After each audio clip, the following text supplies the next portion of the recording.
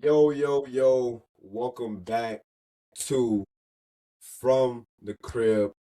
This is actually gonna be a little rebrand, man. I'm changing the name from the Crib to The Bridge. And I'm gonna tell y'all soon why I'm changing the name to The Bridge. But this is where we sit down with the movers and the shakers and the go-getters that are shaping the industries now.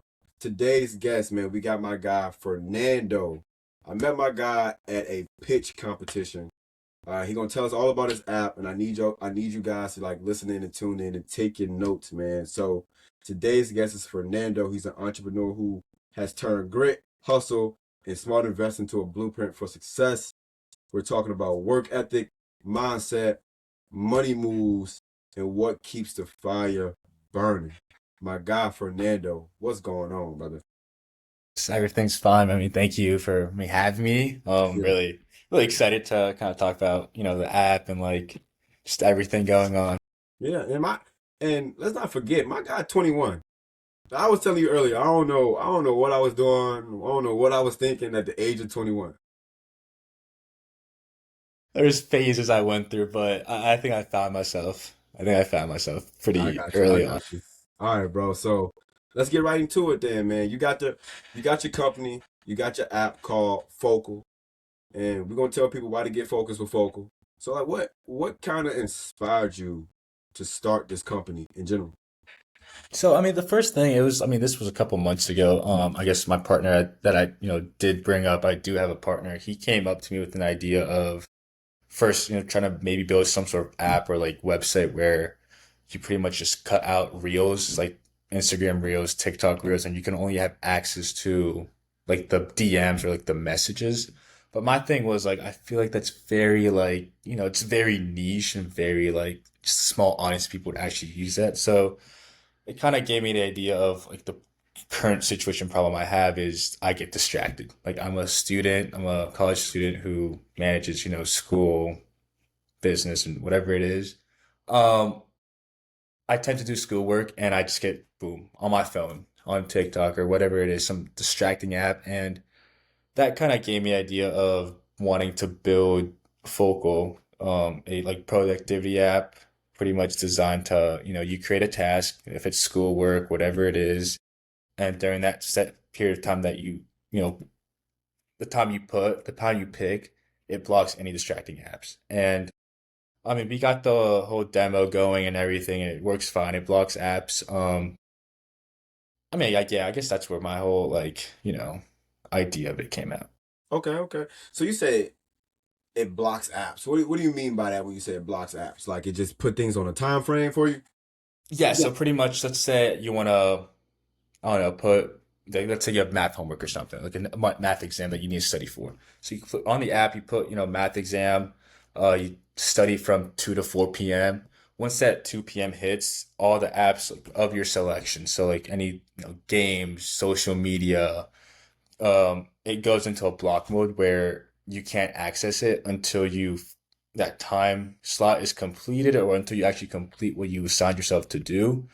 Um, and with that, we're working on a feature where, if you want to break that time lock, you have to take a picture of what you accomplished, and like the whole AI system would maybe ask you a question or two about what you did or what you learned. If you get it right, or I guess, if you get something along the lines of getting it right, it'll give you access to like re-entering your app. Yeah. So we Word. try to make it a little challenging for people to break that lock, I guess. It's kind of like a reward system. Like you can't break the lock until you show what you've done for the day to get past that lock for the most part. Exactly. I mean, because at the end of the day, our goal is to prevent people from getting distracted when they have something they need to accomplish. Yeah. Okay. And we were talking a little bit before the episode, and you said this is not even the first business venture you had. So can you give us a little light on like how you got to this point? And he's currently also a student. Yeah. So let's let's not forget that, bro. So like if anybody out there thinking like, man, I'm too young, I'm in school, I got this and that going on. My guy's a finance major. All my Yeah. finance majors out there know what these application system classes you got to take and all this type of stuff. Give us, man, give us some game on what it looks like, what it feels like to be a student, and also going down this entrepreneurship journey. Okay, yes. I mean, I I'm an guess my old guy, first so it's like I'm an old guy. I mean, yeah, my first business I started was a wholesale business back in, I guess, sophomore year, like freshly into sophomore year of college. What were you I doing? moved that up. Uh-huh. What things were you wholesaling? It was just like food products from like nearby distributors and suppliers. So pretty much I got myself into that. It was very scary to start, if I'm being honest, because I fell into that phase of like seeing this thing on Instagram and then wanting to pursue it. And of course, you know, those guys on Instagram try to sell you a course or whatever the case is. Fell for the trap, I guess. I bought the course. I feel very guilty about it. But like after that, I was like, do I have to like actually give it a try? I already spent money on it. Yeah, I mean, pretty much balancing wholesale and like school at that time was kind of rough because, like I said, it was my first time. I was, you know, trying to do school, do this wholesale, but eventually, like my biggest thing that actually got me through it was allocating time for both and actually being a man of my word and be like, hey, you know, I'm gonna do school during this time and then do wholesale during this free block, or even I'd wake up at 7 a.m., go to the wholesale, get the supplies, go to class, any of it at the end of the day, pack everything out, ship it out. Um, that was one of them, and that, you know, that was pretty well. It really got me disciplined with balancing both worlds at the same time. And then, like I did mention, I also did this overseas investment thing where we got a group of guys who wanted to invest. My job was pretty much collect the money, send the money out, bring the money back in, distribute the profits to everyone, and that we were able to scale to around 10 to 12,000 in just a month or two, which was nice. From there, I mean that was a lot easier. yeah, It wasn't really hands on. It was more like just waiting for the 2 weeks to come in. Um, but I think, you know, being a student as well really taught me how to kind of, at least a finance major taught me how to look at the numbers and really see where things might be going wrong in a business that you just started up. yeah. Okay, okay. And that led you going through all those other businesses and other entrepreneurship journeys led you to Focal. Yes, that's correct. Okay, okay. And I was telling you before we got on this interview here, but I was like, man, like I don't even remember what I was doing at the age of 19, age of 20. I know I was playing football in college. Thinking about entrepreneurship, I was like, I don't know, man. We started a little t-shirt business. This man started building apps, yo. He started building apps. And so we were talking a little bit before too. You do have a business partner, right? I do, yeah. Okay, and kind of like how do you guys go about splitting up the roles and maybe creating an effective system to help y'all help this become successful? I mean, the best way is just communication, and just being brutally honest with each other on like what we think is gonna work and what we, you know, I guess having both ideas on the table and then from there being very genuine and, you know, decisive on what we think is best. Like I said, his first idea was doing something with blocking just reels. And I was, you know, like it's a good idea, but like I think we can go higher and better with blocking an app fully and, you know, and like, essentially, you know, we do agree, we do disagree, but at the end of the day, I really do think the best route that helps for, you know, two partners or maybe three partners is just being very communicative with each Yeah, other and having one person make that final decision because you don't want to go back and forth for was it days, you know, yeah, weeks, but someone that can take that initial action. And I feel like I got myself in that position where I was more of the guy who took that first step to actually deciding what we wanted. But honestly, I was never selfish. I was like, hey, you know, any ideas? How do you what do you think about this? And we all got our ideas out, but you know, it's more of like I said, just it's a communicating, I collaborative guess. and communicative thing going on between the two partners, right? Exactly. Yeah. Yeah, okay, okay. And so like going into like the app itself, Focal, right? Going into Right. Focal, what makes your solution to breaking distractions different than anything else on the market? Okay. So that was the biggest thing when building the app was Yeah, was trying to figure that out because I knew there's other apps that blocked distracting or did some time, some sort of like screen time. Um, so that's where I always like question myself, what makes my app different that these other apps don't have or like any features? And I think my biggest thing was having a calendar AI integration. So pretty much this calendar is, I mean, my goal is to connect it with like Navigate or like School Canvas, where students can really take advantage of it. Where let's say a student has class from 2 to 4, and then have a free block from 5 to 7. This calendar AI system would pretty much, I guess, like Focal connects to their calendar, and Focal will give this user, the student, like, hey, you have a free block from 5 to 7. Do you want to accomplish this math test or math homework that you have due tomorrow? It'll give that suggestion, and from there, it's if the user wants to do it, they do it. But I feel like that's something that, like, in my eyes, was a lot different than it just being a screen time. It was more of a productivity, discipline app, I guess, and not just, hey, you got to cut your screen time from 9 hours to 5 hours a day. Yeah, it's There was almost a like, go you go ahead. ahead. I was gonna say there's just a purpose to the app, which was getting your things done. Yeah, okay. Like you said, it's more than just saying, hey, we're gonna cut your screen off in 5 hours. It was like, okay, we're not gonna cut your screen off, but how can we change your focus or your productivity level to something different to increase your efficiency or your effectiveness? Yeah, yeah, it was like how to make that use of that free time that you have and actually getting things done. Okay, okay. And it's like, could you give us like how does your product work? Maybe like a step by step from like a user perspective. From a user. Okay, so like if I were to explain like once you get on the app how it Yeah. looks. Like if you were Yeah. using your own product. Yeah, so I mean, yeah, so the app, it opens up, it has, you log in as, your own person, and then from there, we have the dashboard page, which pretty much is the day, the task that you have done or the task that you want to put. From there, you select, let's say, work, school, study, whatever the topic is. You put what you need to do, set the time zone or the time slot from when you want to accomplish that. Once that's set, there's a button that says protect. Once you press protect, it gives you an option of all the apps that you have on your phone currently that you want to, I guess, block when this time slot hits. Once that blocks, once that time slits hits and that blockage happens, you can't access those apps until you finish what you put down to do, or that time slot is gone.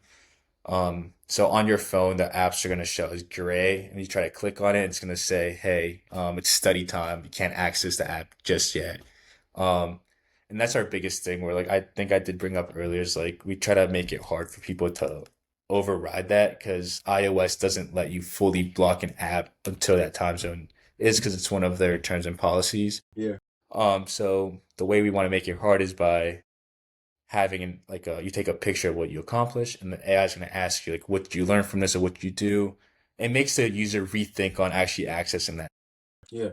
And it felt like it also makes the user actually learn what they're doing to be able to get out of maybe not get out of, but get on to the next thing.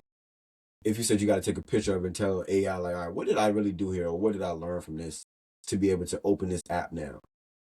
Yeah, that's also one thing too. It's like either that, because like I mean, I'll be honest. Like if I had that problem, that obstacle of like taking a picture or like having to like answer a response to the app, I would be like, "Pff, let me just finish like the whole Yeah. assignment I assigned myself to do." Because I know people out there are just too lazy to like perhaps go through the extra steps to be able to access an app. Facts. And this app Um, the app isn't for lazy people. Like so, I mean, it's for discipline. It it's builds for disciplines, discipline. It's like if I feel like if a lazy person gonna be lazy, a lazy person can always figure out how to buck the system. And I feel like with focal, I mean, it's in the name. You're gonna get focused with focal. Like so, it's right? like Exactly. you're gonna get focused with focal, man. So it's like, and I hear like so much good in what you're doing, bro. Like so, like I really want to know, and I'm sure like the listeners want to know too. Like what kind of like keeps that competitive edge? What keeps you with the slight edge with your company? Over other app Yeah, companies. over other app companies.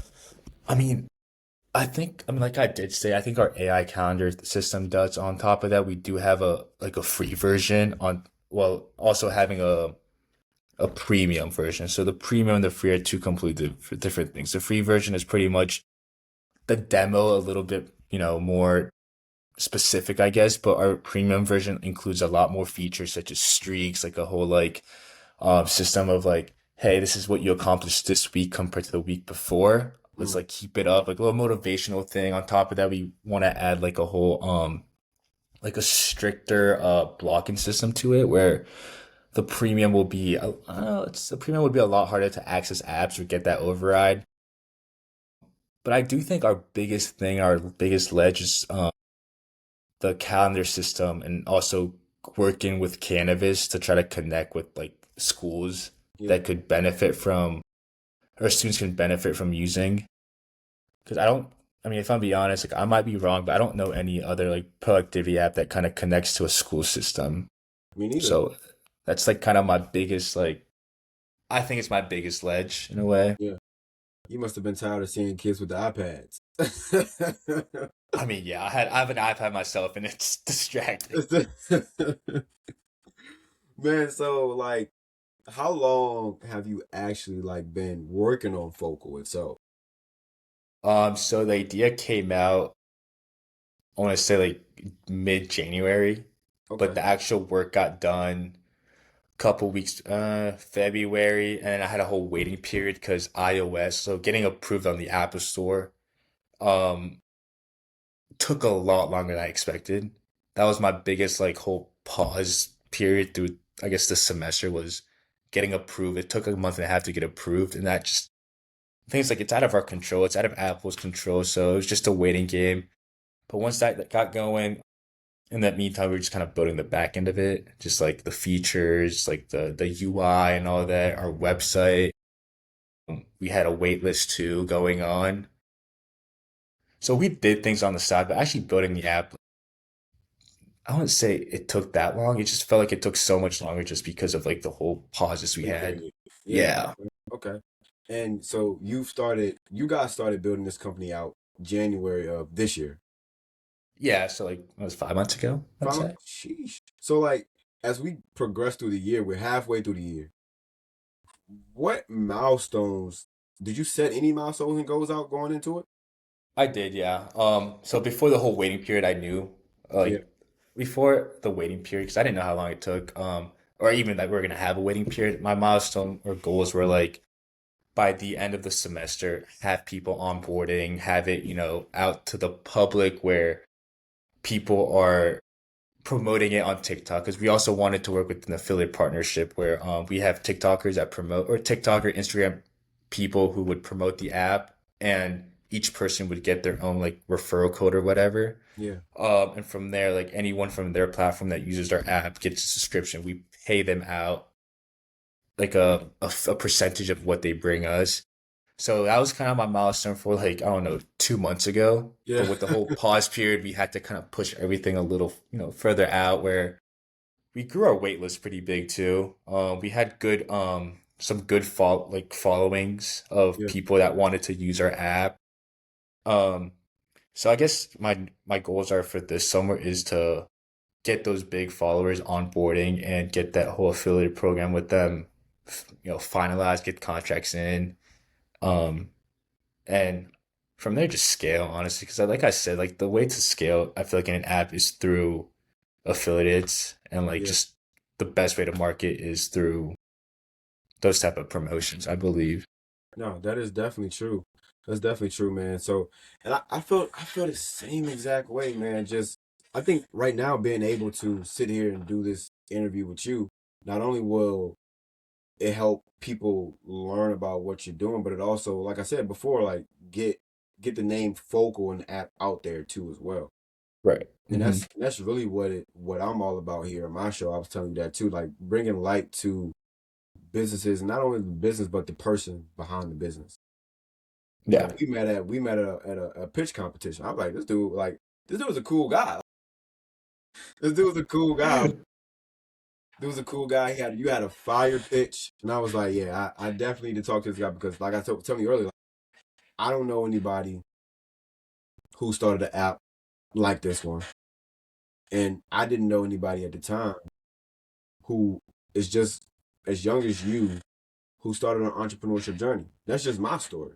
Hmm. So when I hear you like 21, but your journey of entrepreneurship started earlier than that, you still in school. I'm like, dang, this is a guy I can talk to and learn from because you younger than me and you giving game. Like you Yeah, giving game, bro. I appreciate that. Yeah, I mean, I tried my best. I mean, like I said, I learned from other people as well. I mean, it just kind of goes with bouncing ideas from one person to another. But Yeah, no, that's what's up though, bro. I feel like in this age now and what we're doing now, I feel like more people should start doing that more. Is connecting and partnering with people. Like how important was like is partnerships to you? Like partnering with somebody else to get an idea done.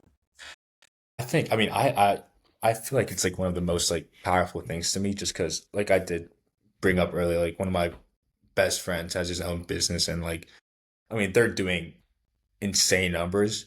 Like just having him around, like, being with him and like having, him talk about, other, ideas and whatnot, just brings more ideas to me, especially.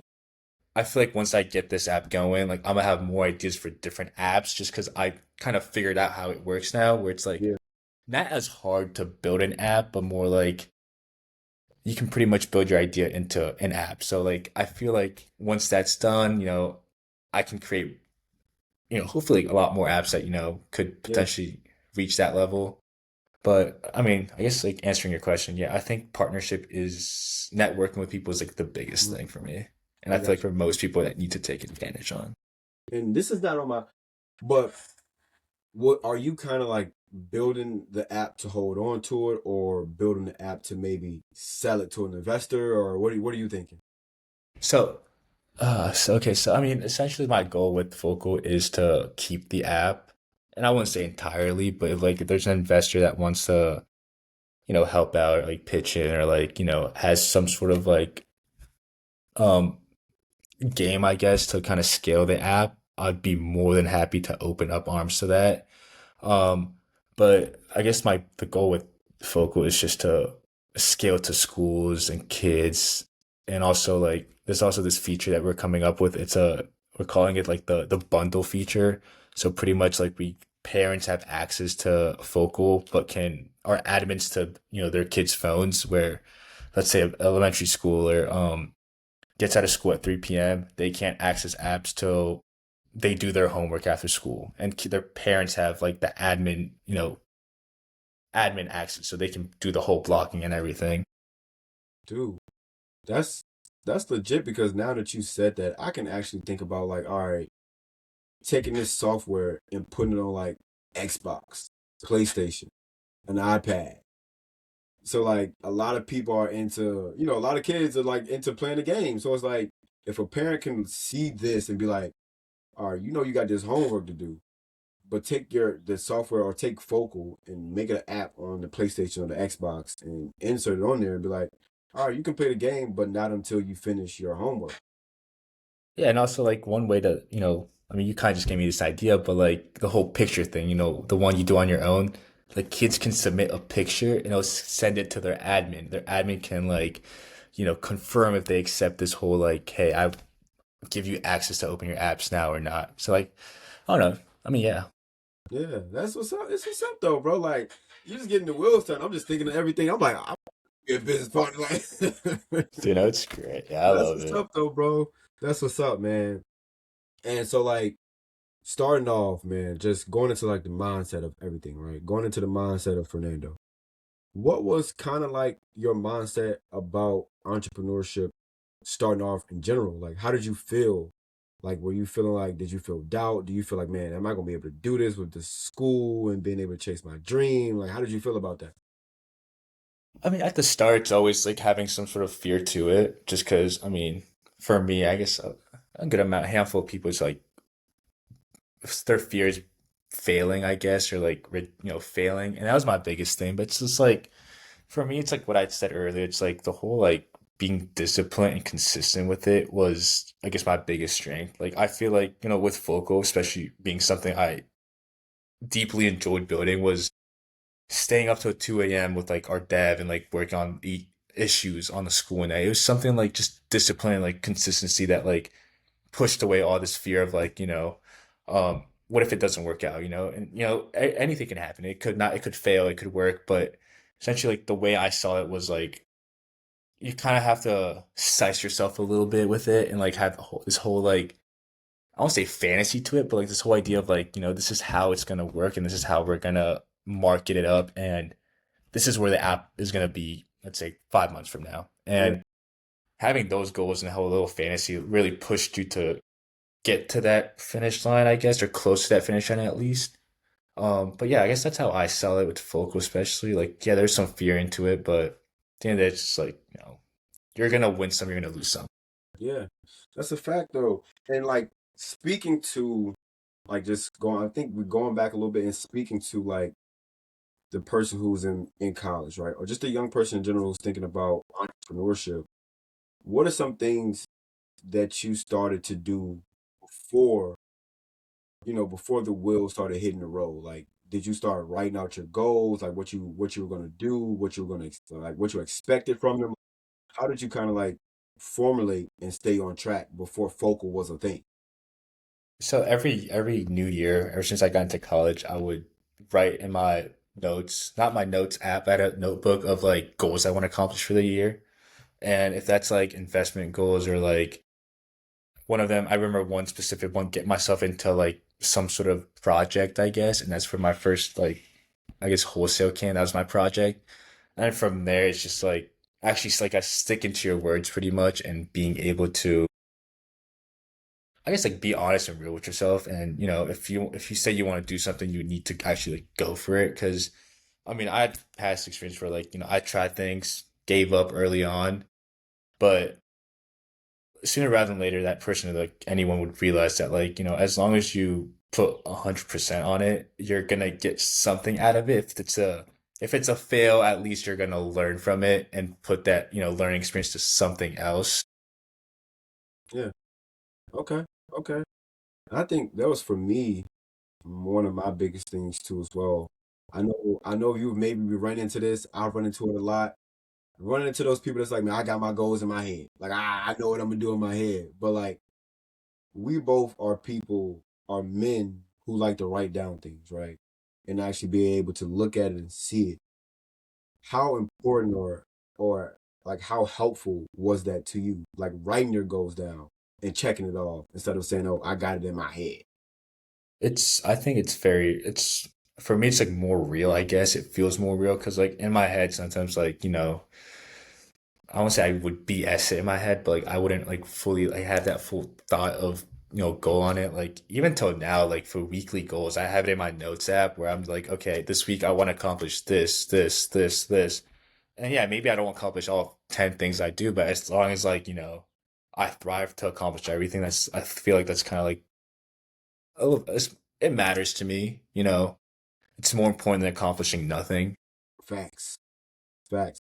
I was told this long time before, man. Slow motion is better than no motion. Yeah, Slow, honestly, slow like motion is better than no motion, man. So as long as you move it, your feet could feel like it's stuck in the mud.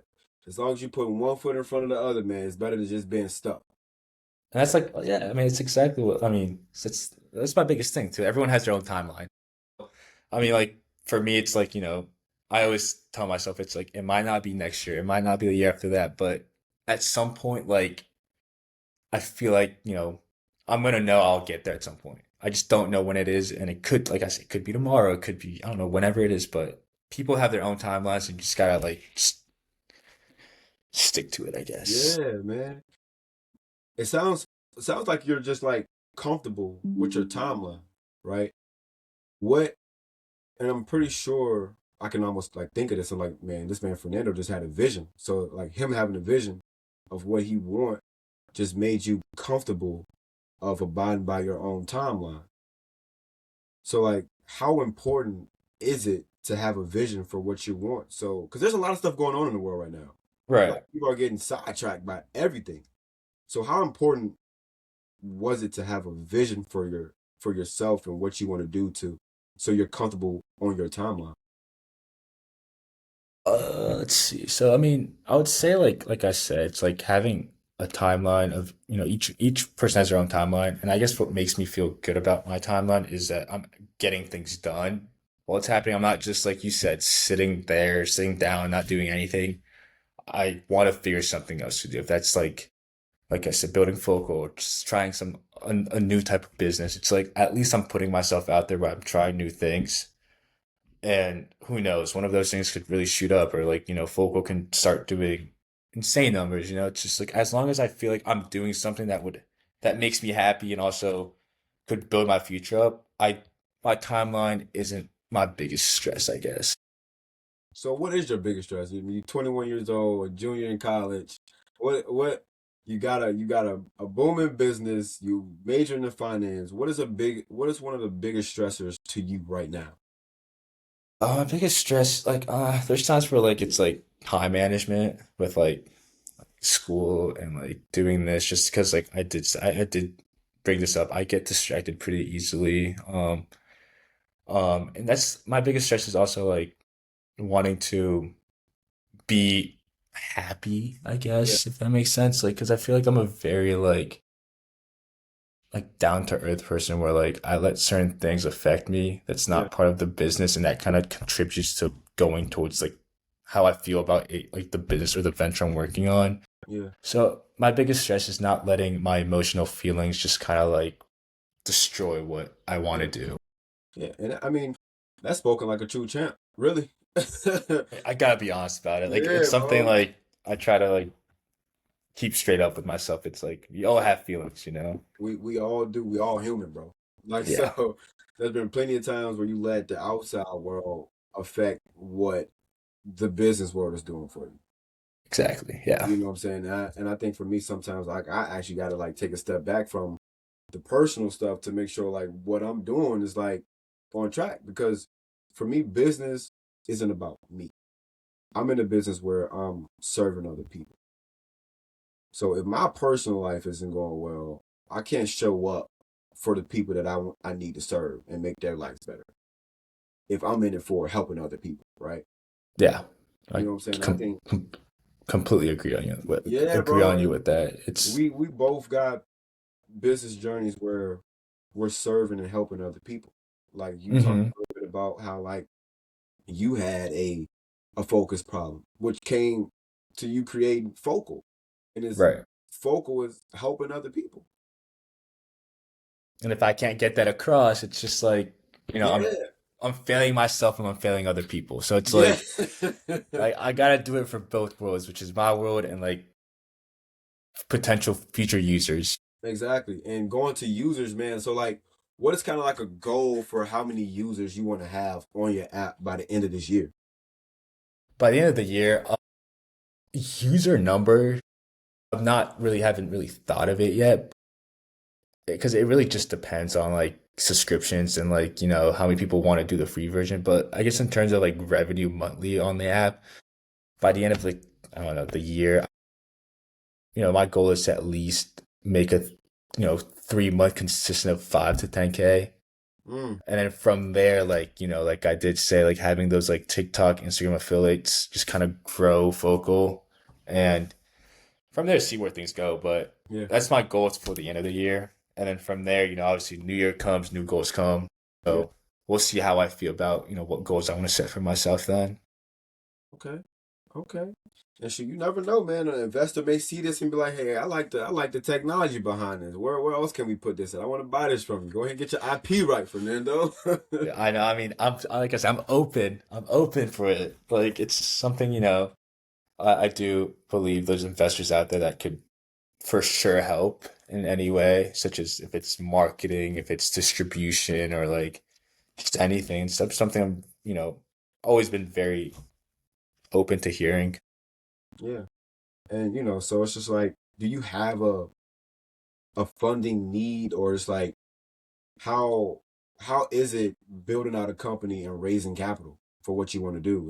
Has it been tough for you? Has it been easy? Explain a little bit about that process, because just we just because we're talking to people who may want to build out a company or a person who's building out their company but having trouble with funding. How does that process look for you? I mean, so for me, it's like, I guess it depends on what you're building. Like, for say, an app, you know, my mistake was I won't say my mistake, but something I've learned was having a dev do it for me. Where nowadays, with all these like AI systems and all these like, technology, anyone can really build an app. And it kind of like, it kind of sucked knowing that after the fact that we had a dev. But I mean, he's a great guy. He works on the back end, but like, at the end of the day, anyone can do that.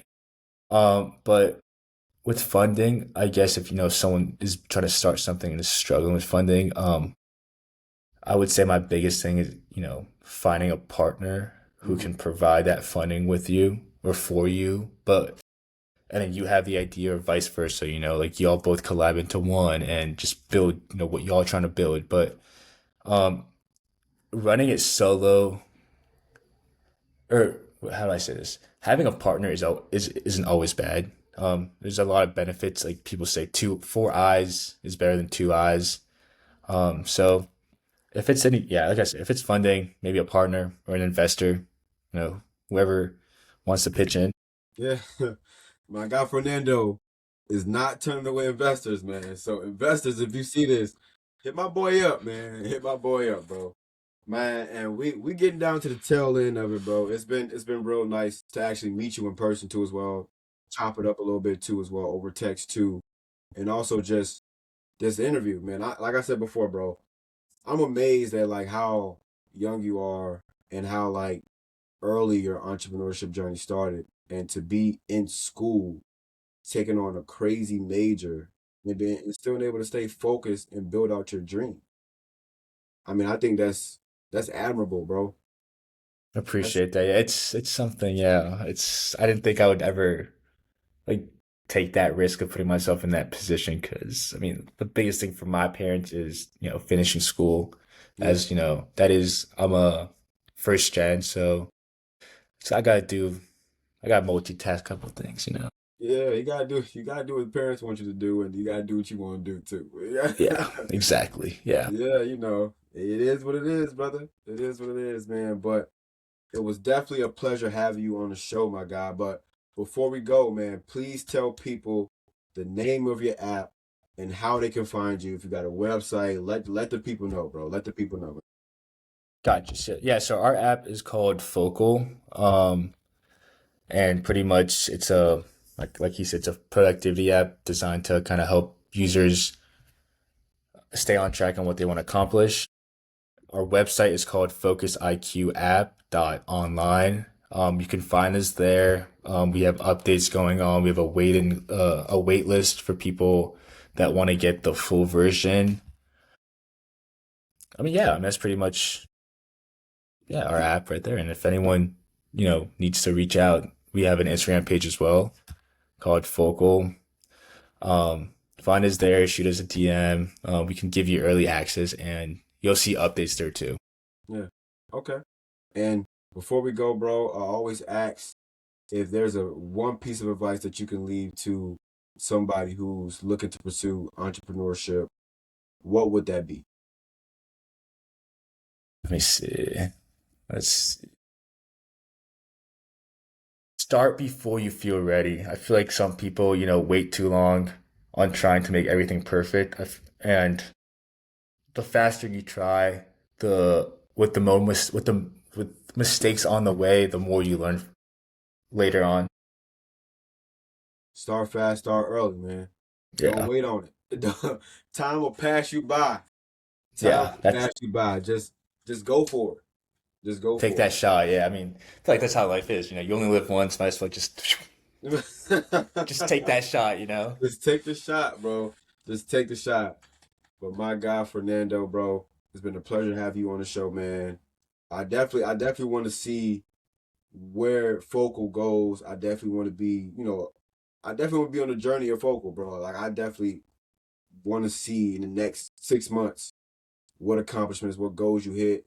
I'm gonna be there, bro. I'm gonna be watching, bro, for sure. I'm gonna be watching, bro.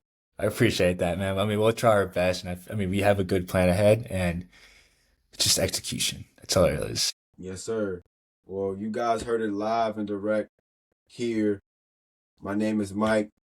I got a crazy episode with Fernando coming out, man. Like I said, this is episode 34 from The Bridge. It isn't from the crib no more. It's called The Bridge. And it's been a pleasure having you, my guy. Appreciate it. Likewise too. Absolutely.